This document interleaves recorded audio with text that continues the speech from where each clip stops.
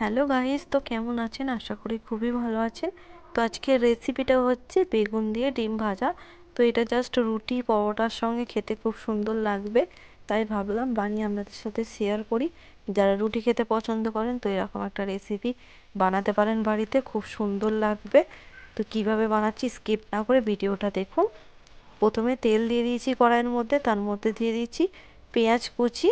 তো পেঁয়াজ কুচিটা দিয়ে ভালো করে নাড়াচাড়া করে নেবো যাতে হালকা ব্রাউন কালার চলে আসবে।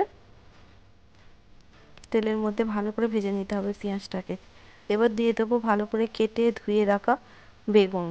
বেগুনটা দিয়ে ভালো করে নাড়াচাড়া করে নেবো। তো দেখুন বেগুনটা দিয়ে ভালো করে নাড়াচাড়া করে নিচ্ছি।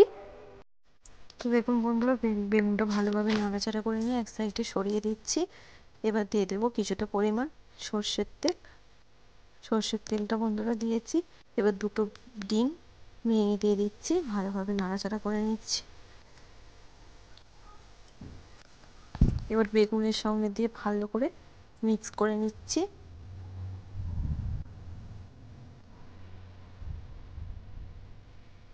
দেখুন বেগুনের সাথে ডিমটা ভালো করে মিক্স করে নিয়েছি। এবার মশলা দিয়ে দেবো, হলুদ গুঁড়ো, লঙ্কার গুঁড়ো পরিমাণ মতো। এবার দিয়ে দিই ধনে জিরে গুঁড়ো। তো ধনে জিরে গুঁড়ো দিয়ে ভালোভাবে মিক্স করে নেবো। গ্যাসের ফ্লেমটা লো হিটে দিয়ে যতক্ষণ না পর্যন্ত কালার চলে আসছে ততক্ষণ পর্যন্ত ফ্রাই করে নেবো বেগুন আর ডিমটা। তো দেখুন কত সুন্দর কালার চলে এসছে। তো এটা রেডি হয়ে গেছে।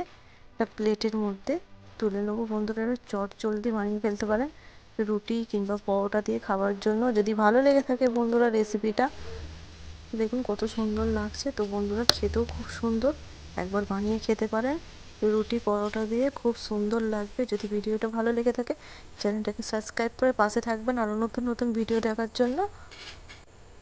আল্লাহ হাফিজ, সবাই ভালো থাকবেন।